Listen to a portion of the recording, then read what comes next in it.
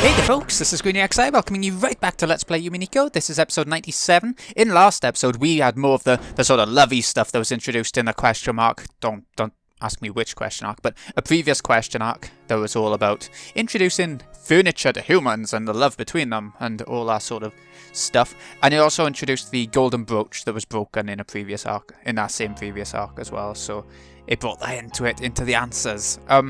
So let's get cracking and see how the story progresses. I feel like I said that every time. Come on, it's okay now. Let's hurry. I hope Father likes sweet foods. Oh yes, he does like them. In fact, he seems to enjoy eating pretty much anything. Oh, don't we all? After waiting for the master of the room to be out, Beato and Kumasawa entered the study. Then they quickly cleaned up the books on the desk, set down the basket they had brought there, and opened it up. Inside were several cute cookies cut out in a butterfly shape. They set out a pretty plate and neatly arranged the cookies on it. It was the kind of subtle, conscientious touch that the recipient wasn't likely to even notice. The whole arrangement was filled with that sort of feeling. I see you spare no efforts for the sake of your beloved father. This is the most I'm allowed to do right now. To think that I would give Battler cookies. Why should I, the ruler of the night, do so much for a guest who comes so rarely? Then the study door swung violently open. Oh, look who it is! It was Battler, with Genji by his side.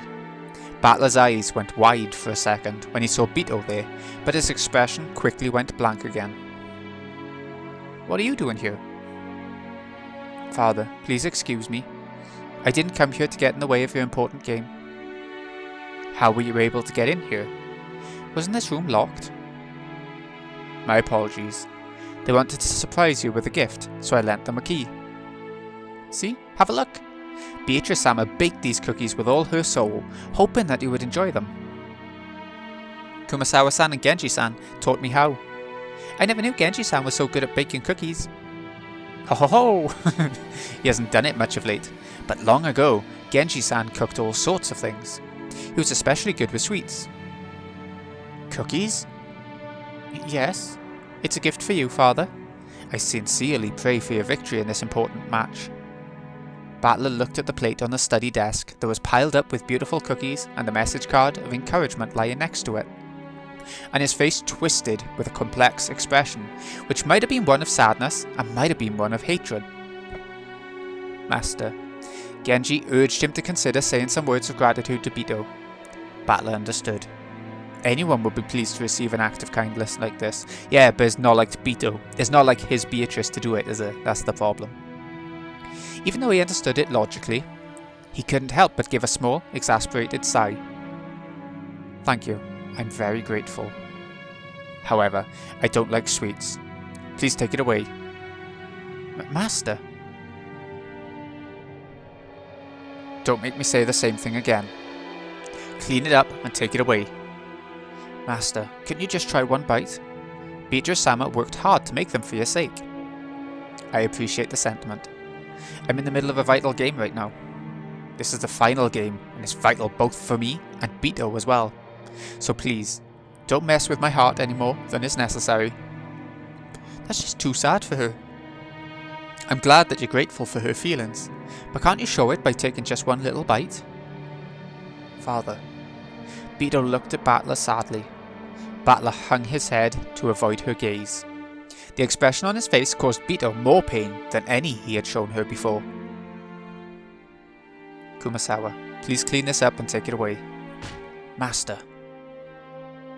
Kumasawa clung to Battler, but he turned his back to her. My apologies. Let's clean this up, Kumasawa-san. I won't allow it. By making this gift, Beatrice-sama gave it her all to try and support you in the only way she could. To tell her to take it away without eating a bite yourself? How can you trifle with a woman so? Kumasawa. If you call yourself a man, you should at least try a bite when a woman makes you a handmade snack. If you truly intend to crush a woman's feelings like this, I, Kumasawa, will not back down even if it kills me. No, I won't. Kumasawa-san, you've done enough for me already. I won't allow it. Master, do you think they're poisoned or something? Yeah, if Beato ever came to give me cookies, of course I'd figure that she put some kind of crazy poison in them. And she's asking me if I think there's poison in these? Who would expect that cookies piled up in such a neat and cute way could possibly have something bizarre hidden inside them? And anyway, who could possibly imagine Beato making something like this? Could there be like a sewing needle in them, like in Higurashi? Because of that, Battler couldn't bear to look at Beato's innocent reaction, which was completely free from any malicious thoughts, like slipping poison into cookies. Beato quietly started to clean up. Every now and then she sniffled. Kumasawa continued to glare at Battler, but she then gave a small sigh and helped Beato clean up. However, the hardness didn't disappear from her expression. My apologies, Father. Please excuse me. Don't call me that. Don't call me Father. Beato never called me that. Yes, as you wish. My apologies. Hanging her head so low that her chin touched her chest, Beato hurried out of the study. After giving Battler a look, Kumasawa chased after her. Kumasawa threw the door open a bit violently, and the footsteps of the pair rapidly disappeared off into the distance.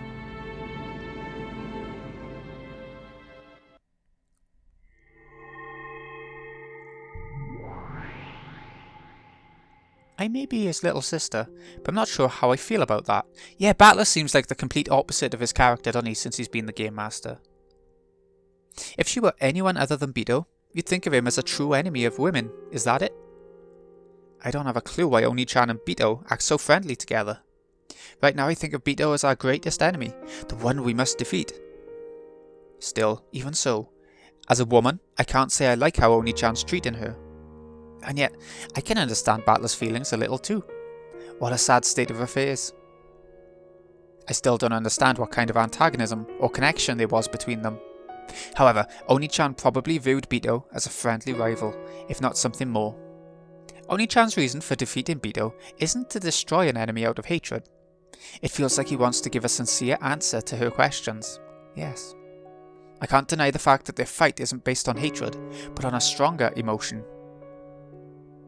And on top of that, Beato really is something, to remain dedicated to Oni-chan all the more, even after being treated so coldly. I agree with the other, older sister Beatrice. I can't understand why she's so dedicated to Oni-chan. And though it will only happen after changing over 1,000 years, that single factor that you don't understand will certainly be inherited by the Golden Witch Beatrice we know so well. Yeah, I understand that. Learning about this Beato will eventually teach us something about that Beato. And that may be able to explain the greatest piece in this crazy game, if not the game board itself. Such a mysterious witch. Though she said those words, Featherin wore a confident smile on her face. Her sarcastic confidence, as though she already knew the answer, was unchanged. Beatrice, I want to ask you something. Yes? What would you like to know, Angie-san? When Angie asked her question, Beato, who had been reading a fragment book in the shadows of the library, jumped. Why'd you call Shuramaya Battler father? Because he created the piece that I am. In that case, why are you so dedicated to a Shuramaya Battler? Is this some rule the pieces must obey the creator that makes them? There is no such rule. A piece is like a tool, or perhaps a knife. When used skillfully by the Game Master, they can be quite useful. However, if you use them incorrectly, they can hurt you as well. Whether a tool is used as a tool or a weapon, that has nothing to do with the tool's own will. It's merely the result. In that case, why are you so dedicated to Oni-chan? It's almost as though that's your goal as a piece. Yes, that is the goal that gave birth to me. Did Oni-chan, the one who gave birth to you, give you that goal? That's not it. As the Game Master, Battler merely set a piece with that role on the board. Also, the one who gave birth to the piece was the first Game Master and the one who created this game, Beatrice herself. This is getting confusing. In other words, you keep calling Oni-chan father, but he's not actually your father. You're just calling him that affectionately because you feel obligated to devote yourself to him. Yes, bless me. I think that's true. Father was the one who placed me on the game board. If he hadn't, my piece would never have had a turn. So the fact that I exist here, right now, and am able to devote myself to my goal is all thanks to Father. I see. So that's why it makes sense for you to call him Father. In that case, who told you to devote yourself to Oni-chan? That must have been the first game master, Beato herself. This is so confusing. You wish to ask her why she must devote herself to a Shuromaya battler, correct? However, she cannot give you that answer. She was given nothing but the goal itself. Only the person who gave her that goal knows the reasons for which they did so. I see. Consider that as well, child of man, right? So that means you already have an idea and you're laughing at my confusion. Yeah, you really are just perfect for my Miko. I will do anything for Father. My existence will bring Father happiness. That's my greatest pleasure. And? At that point, Beato hesitated. And? And what? Yes. And if I could one day have Father acknowledge my efforts, it would be my greatest joy. What the hell? If you only wanted to devote yourself to him, I'd say you're just another furniture of the witch. But you want him to acknowledge your efforts? That's less like furniture and more like... Angie stopped mid-sentence. That's less like furniture and more like you're just a girl who loves Oni-chan. I don't get it. The driving force behind the Beato is that of a girl who adores Oni-chan. But then, what's that make her? If the first Beato liked Oni-chan, then she should have adored him and devoted herself to him directly. Why would she create a piece of herself, a separate entity, to do it? As it stands, even if she does attract Oni-chan's attention, it will be towards the piece version of herself, not the creator who made that piece. If I ever like someone, I'll probably want to do things for them. But of course, I'd want to do those things myself. After all, I would want him to notice me. It's a love that will always go unrewarded, no matter how devoted she is. And she's doing this out of her own free will. Beato's actions look no different from those of an average girl in love. She's devotedly doing all she can for him, dreaming that her kindness will eventually be acknowledged. Why would Beato create a piece like this? Maybe putting it in romantic terms is a bit too confusing. Let's try using food as an example. Of course we will. This would be as pointless as creating a piece to eat food for you. No matter how much food your piece eats on your behalf, you won't get any less hungry, right? You're the one who wants to eat. There's no reason to have a piece do that in your place. For most jobs in this world, you can get someone else to do it for you. However, with love and food alone, there can never be any point to letting another person do it in your place. That's right. This Beato was created as a piece because of an impossible reason. Though at a glance, she looked just like a normal girl. The more I know about her, the less I understand, like she's an imaginary number. Father hates it when I call him Father, and the me that Father desires didn't call him by that name either. Right. The former you spoke to everyone without even using honorifics. However, simply possessing that knowledge doesn't mean I can refer to Father quite that informally. I'd like to give it my all, and start by calling him Battler-san. I'm surprised you haven't gotten discouraged after being treated so coldly. No. Battler-san is in the middle of an important game right now. His opponent is the formidable Lady Erica, piece of the great Lady Burncastle. It's no surprise that he was in a bad mood when I stepped in at a delicate moment in his game, just as it was starting to reach a critical point. And called him by that name he doesn't want to hear. Apparently, Beato still wanted to devote herself to Battler, even after being treated in such a cold manner. Though to an outsider, it might just look as though she's being snubbed. It doesn't faze her at all. It truly is the blindness of a girl in love. Or is it that I can't see because I have no love? At times, love does let you see the unseeable. Beato once again immersed herself in the fragment book that the former Beato had written. She was trying to find something about the Beato that Battler desired. Angie shrugged, as though saying, well, I don't get it. Featherman laughed when she saw this, hinting that an innocent young woman could never understand. Angie grumbled something back, unhappily. Their exchange seemed to have had no effect whatsoever on Beato as she sat in the shadows of the library.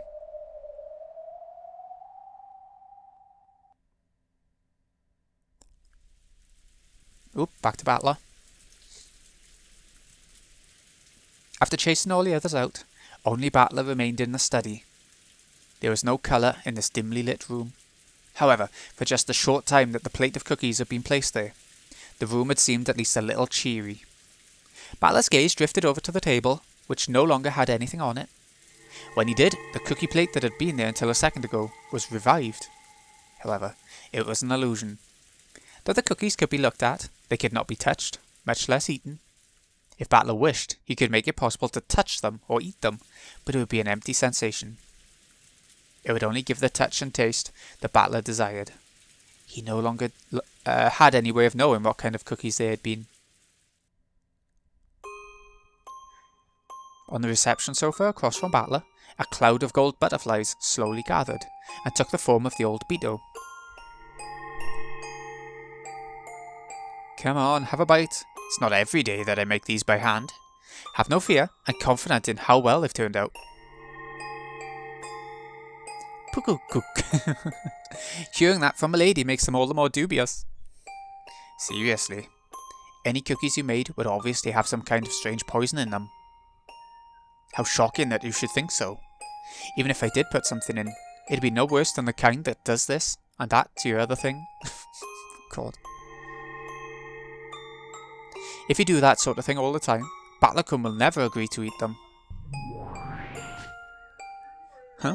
Putting things in someone's food is pretty basic, isn't it? Fingernails, bits of hair, magic charms, fragments of love. What would you people put in? Sewing needles? Yes, ma'am.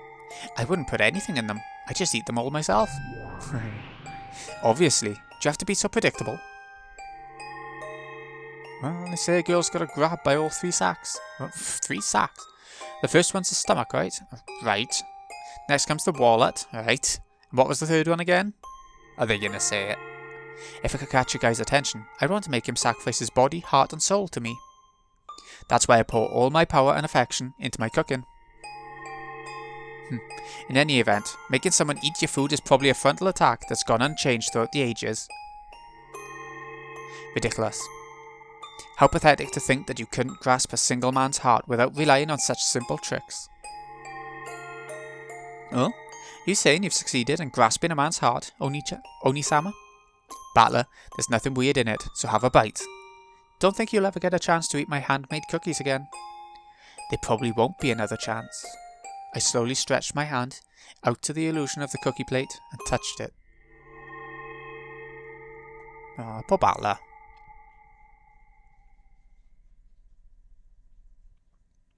Just before I did, it became a cloud of gold butterflies and vanished into the darkness of the study. The illusions of Ronave and Virgilia also disappeared. However, the illusion of Beato alone still remained on the sofa. Is there something not to your liking? Bold coming. No? Oh, it stopped for a second. You trying to force me to say it out loud? Cackle, cackle, cackle. The more the new me differs from the form you wished for, the more you're reminded that I can never be revived again, correct? If you let a good woman get away, you never get a second chance. So only now, you finally realise what a good woman I was. Shut up. If you never appear again, that'd be a relief. Beato lay sprawled on the sofa and looked up at the ceiling. Battler also turned his back and moved to the window. For a while, there was silence. I imagine you understand, but I do understand. The me you were expecting has already disappeared. I know. Even though that Beato is you without a doubt, she's a different being than the old you. And I can say with certainty that you'll never revive again. My soul, femininity, sparkling personality, and splendid character were cultivated over 1,000 years spent as a witch. Unless an exactly identical 1,000 years is traversed, nothing could become me. And so, at the moment you decided to create me, my personal history was different. Yeah, that damn Burncastle has already guaranteed that you'll never revive. However, you still hope for it, don't you? One day, the new me will trip and land on her head, and all her memories of the past will be restored. You were hoping for something like that, weren't you? Aha! A delusional plot like that wouldn't even pass in a light novel these days. Shut up. In the past, you also You waited and waited for me to remember and take notice. Then, what is it? Does this mean that our relationship is exactly the opposite of how it once was? Well, at times I did continue the game believing that you would eventually notice and remember that a miracle would occur. How did it feel? How did it feel when you were playing with me? As they say, look inside your own heart. It hurts. If only she didn't look so much like you, I would have kept my cool a little better. Well, do as you wish. In the past, I toyed with you and tormented you. Now's your chance for revenge against me. The new me will just wander about nervously, ignorant of everything. You may boil or burn her as you see fit. Perhaps doing so will ease your old hatred. I would if it was you. It'd probably make me feel a lot better. But that Beato isn't you. If it isn't me, who is it? It's someone very much like you, but not you. But even so, she most certainly is me. True. She is you, and at the same time, she's a different person. In that case, the new me really has it rough. She's been treated like a plaything in my place. How truly pitiable. That might be the contradiction inside me. The new Beato seems like a different person, so I can't accept her. Even though I know she's a different person, she keeps reminding me of Beato's face. In that case, why not think of her as my daughter? Your daughter? She does share my blood, so consider her a daughter that closely resembles me. After all, she is my double, but hasn't lived 1,000 years, so calling her that is not incongruous. True. Imagine that I have died, left behind a daughter, and entrusted her to you. Won't it become a little easier to deal with her that way? That's actually a good analogy. It's unlike you. Do not jest. That's my daughter. She is the child I left behind after my death. You are free to press my likeness upon her. You may also let loose your pent-up resentment on her in my place. Making her bear my sins and torturing her as you please may calm your grudge. If that doesn't match your tastes, you can also guide her down the right path so that she does not end up on the inhumane road that I have tread. She was made to devote herself to you since the moment of her birth. If you wish, you can mould her into any shape you desire. After 1,000 years of miracles, she might even become me. So I could even strip her naked and drag her around with a chain, like you did to me once. Yes, at this point, even greater humiliation would be possible.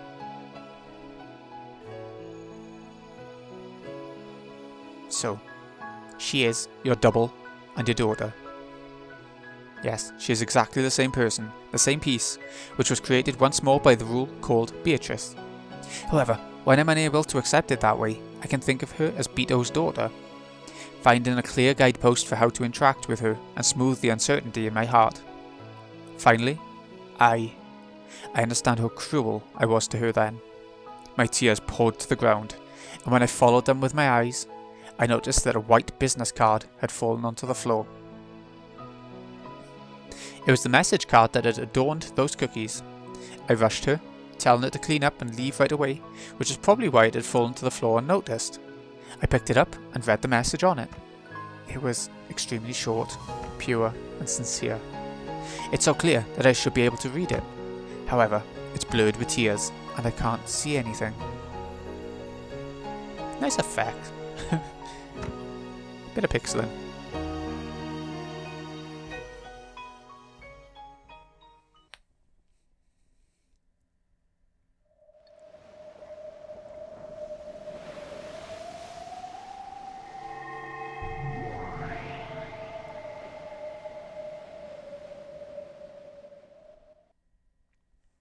What are we going back to now?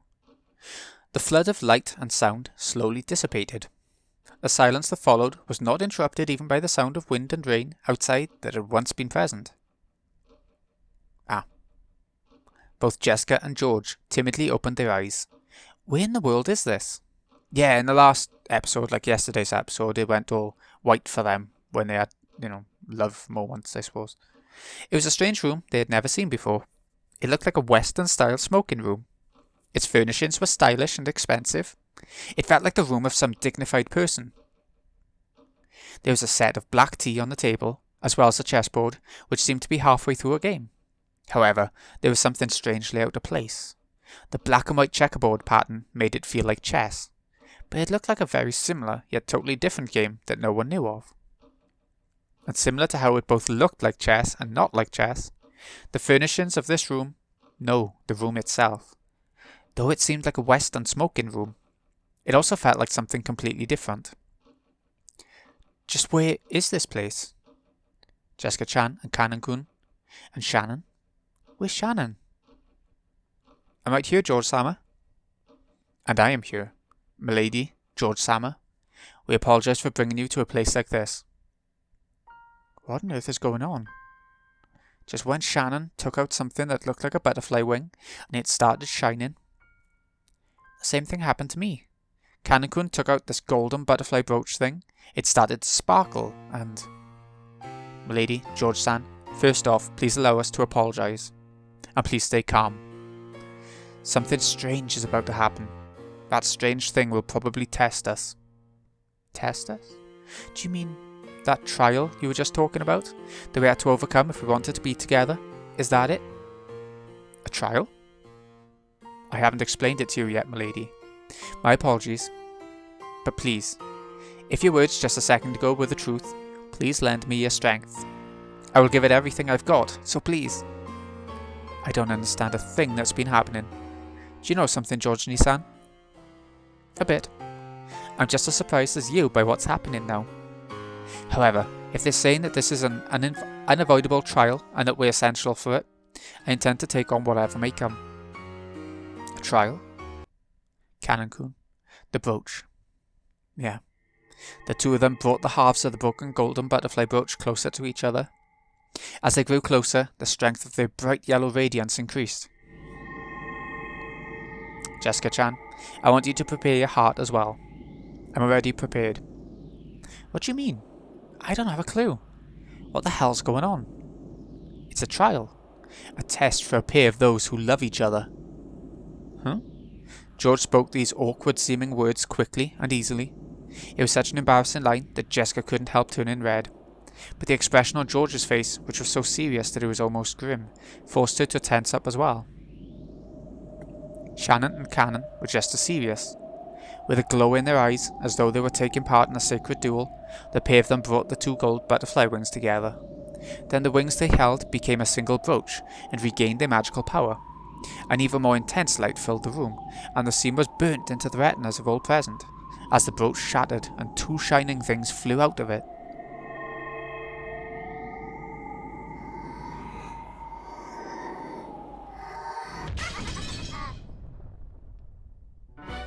People live for the sake of love. Yes, this world is love itself. Oh, how great is the power of love. Love is everything there is. Suddenly the voices of two people they had never heard before rang out. What was it? Who were they? Ooh, the newbies from the start of this arc. George and Jessica nervously opened their eyes. When they did, they saw that two demons had appeared there. Almost as though the two halves of the brooch had become them. Hey, that's weird. Fur. Oh god, that's her talking, is it? Fur. What are we doing in a place like this? It really is strange, Zeppa. Oh, is a name. Zeppa and Fur. There's no one but humans and furniture here. Where's the witch? Where's the witch capable of summoning us? Yes, we remember the name of the witch of the contract really well, don't we? Let's try calling it out, Fur. Yes, you're right, Zeppa. We know the name of the witch of the contract, the Golden Witch. Then let's try calling her. Beatrice! Considering their exaggerated, theatrical manner and their slightly comical style of talking, it'd probably be hard to comprehend their great power at this point.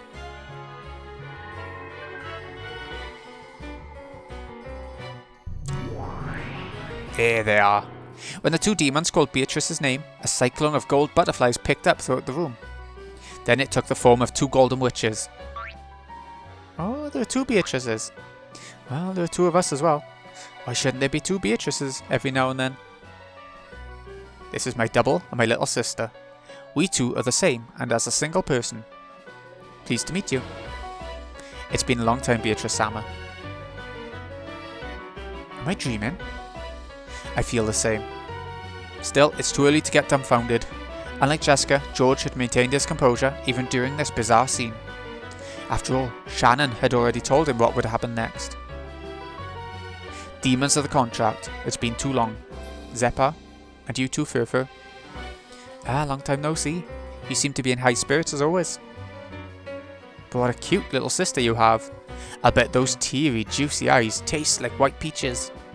Well, I wonder. Zeppa and Furfur latched onto Beato from either side, wearing strange smiles.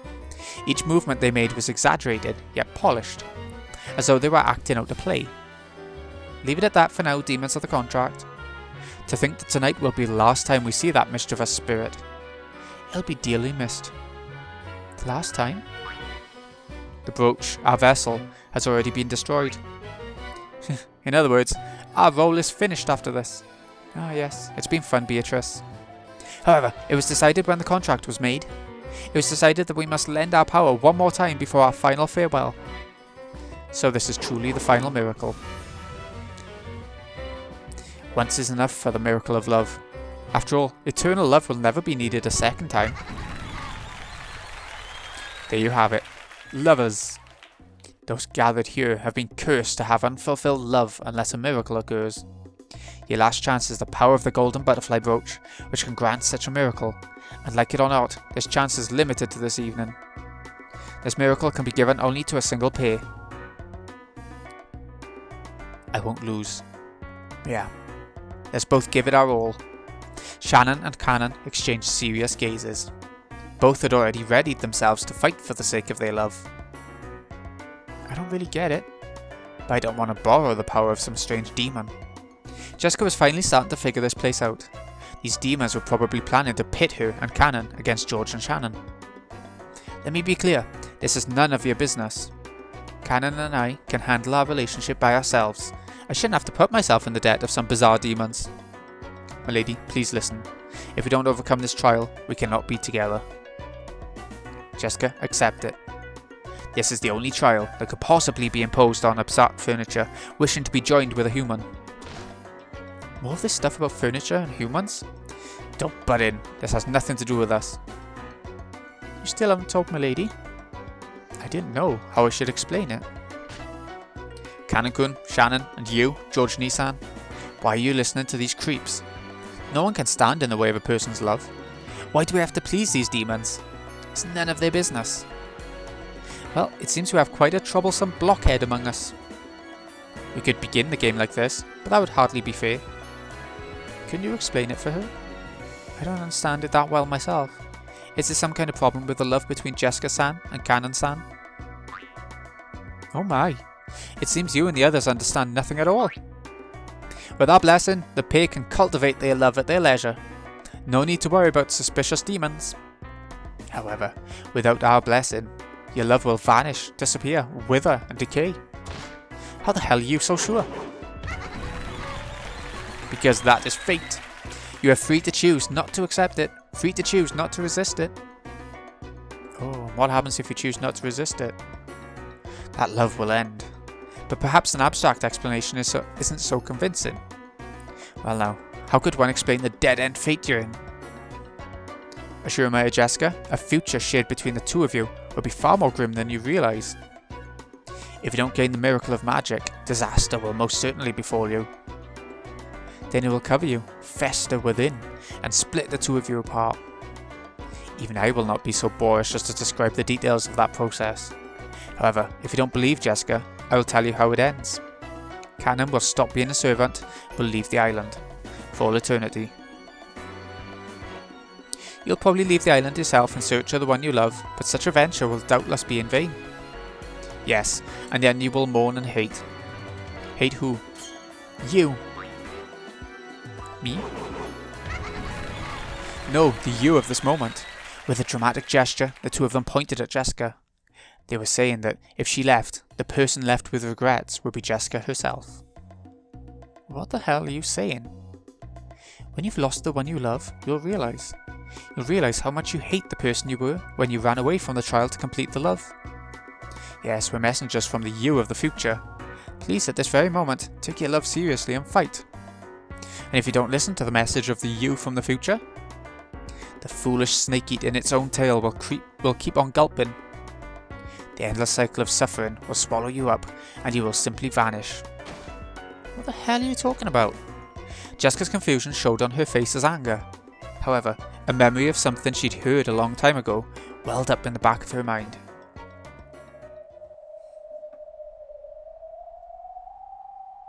Unlike Nissan, I don't plan on working here for many years.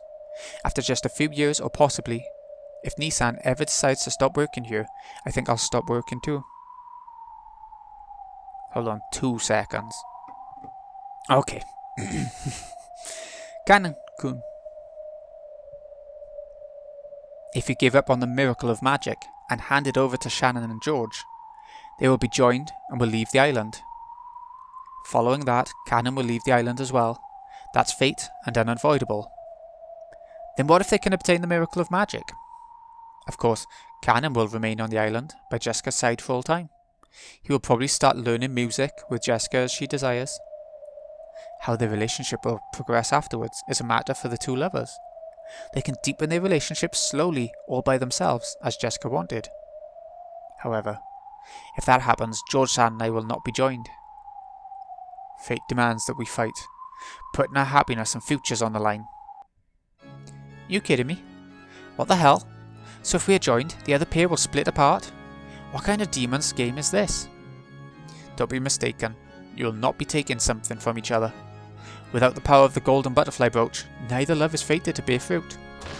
And who the hell decided that? It's due to your sin of falling in love with furniture, which is not allowed to love. Didn't Kanan clearly reject you, saying that furniture was not qualified to love? Knowing that, you chose Kanan as the one you loved? I won't let you get away with saying you didn't know. Though she couldn't accept any of it, Jessica was unable to argue back. Then George spoke up with that soft tone that he always used to smooth things over. However, his expression was still ruthlessly serious. Jessica-chan, can't you think of it this way? Think of it what way?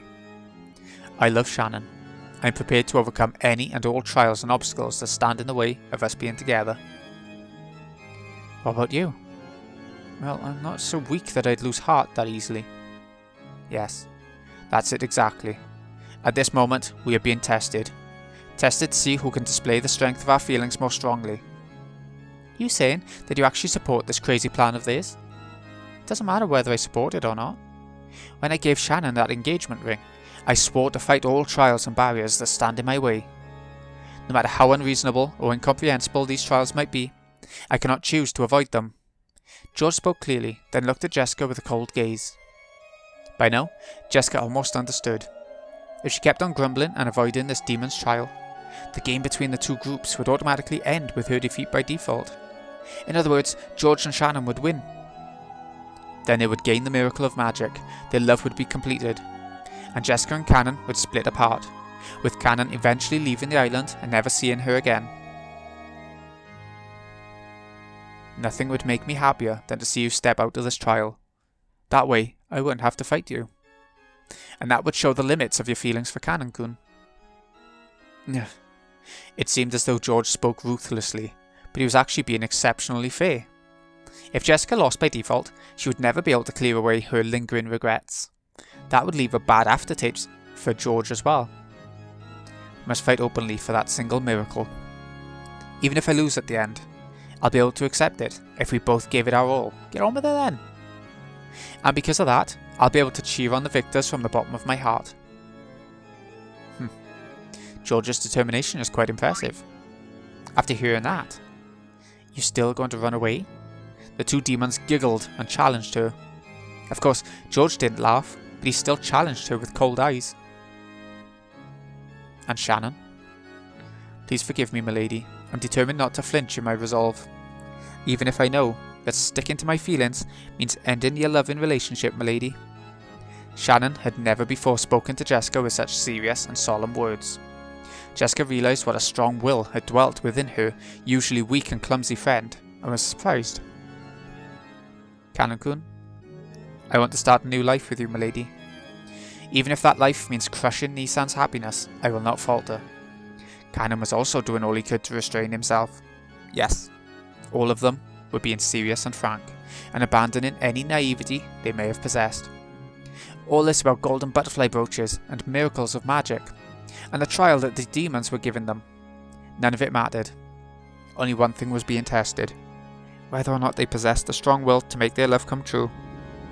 Jessica clenched her fists and hung her head, shaking while biting her lower lip. She was silent, but she would probably gain an unswerving will of steel before too long. She just needed a little time first. The two demons who taunted people with dramatic gestures did not violate the silence that Jessica needed to resolve herself.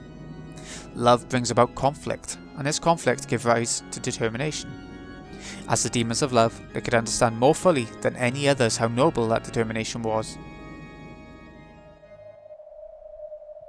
Jessica-san?